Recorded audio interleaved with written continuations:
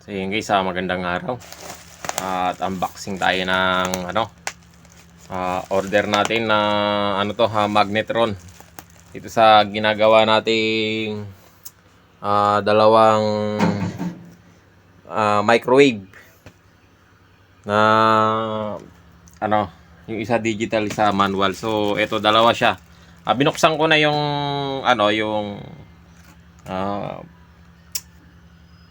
itong microwave natin, binuksan ko na. So sira yung magnetron, dalawa parehas. So ngayon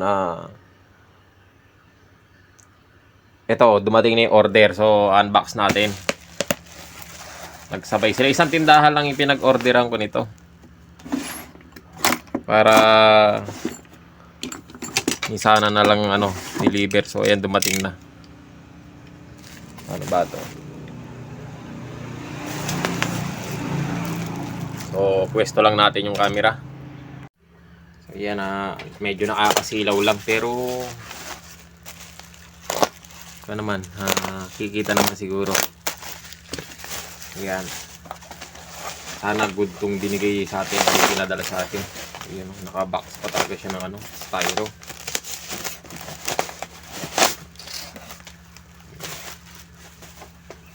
Yan natin. Guys na kanto eh.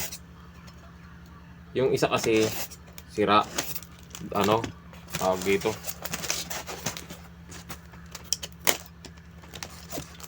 shorted yung isa. Yung isa hindi naman siya shorted, kaya lang siya, ayaw uminit. So chinek ko na lahat, okay naman. Itong magnetron niya hindi naman shorted. Hindi ko makakana ito, wala tayong pang actually, kaya sumugal tayo. Tingnan natin kung parehas. So yan. So ito yata yung sa digital na shorted. Hindi ko pa kasi nabaklas yung yung sira.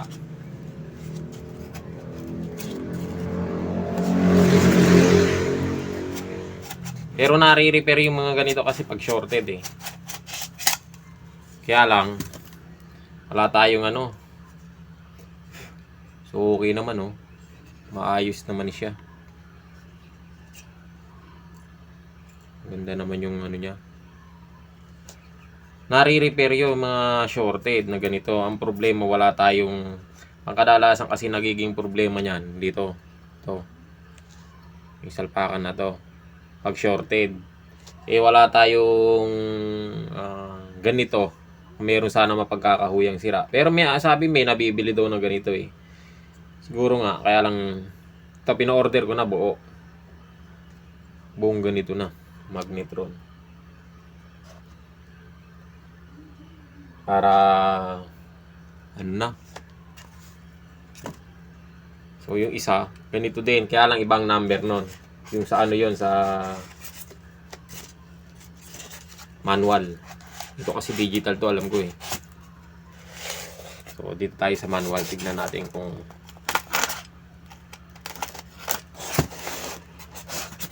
baka iba ang laman nito. Baka hindi magnetron, baka iba yung nakalagay, kaya maganda na busisiin natin, tignan natin yun.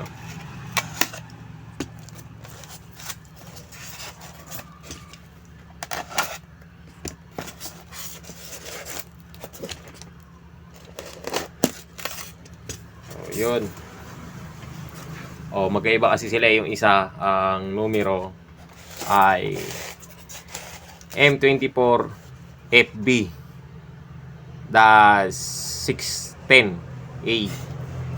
Ayan ang numero niya. Yung isa naman M24 FA 410A. So medyo maliit to kaysa doon. Parang mas malaki yun